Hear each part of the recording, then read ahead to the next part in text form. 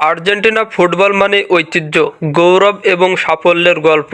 2024 সালে আর্জেন্টিনা বিশ্ব ফুটবলে নিজেদের শ্রেষ্ঠত্ব বজায় রেখেছে, আর এ সাফল্যের পেছনে বড় ভূমিকা রেখেছেন তিনজন তারকা ফুটবলার। তারা হলেন জুনিয়াল আলভারেজ, লাউতারো মার্টিনেজ এবং অ্যালেক্সিস ম্যাক অ্যালিস্টার। তাদের আলাদা আলাদা গুণাবলী এবং অবদানের কারণে আজ আর্জেন্টিনার গর্ব। প্রথমে আসে জুনিয়াল আলভারেজের কথায়।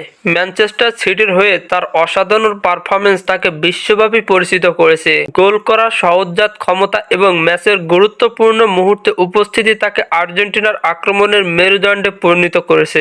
এরপর লাউতারো মার্টিনেজ। ইন্টার মিলানের হয়ে তার ধারাবাহিক পারফরমেন্স এবং নেতৃত্ব দেওয়ার ক্ষমতা তাকে দলের একজন নির্ভরযোগ্য খেলোয়াড় হিসেবে প্রতিষ্ঠিত করেছে। তার গোল করার তীক্ষ্ণ দক্ষতা এবং প্রতিপক্ষের ডিফেন্ডারের বিভ্রান্ত করার ক্ষমতা আর্জেন্টিনার আক্রমণের গভীরতা যোগ করেছে।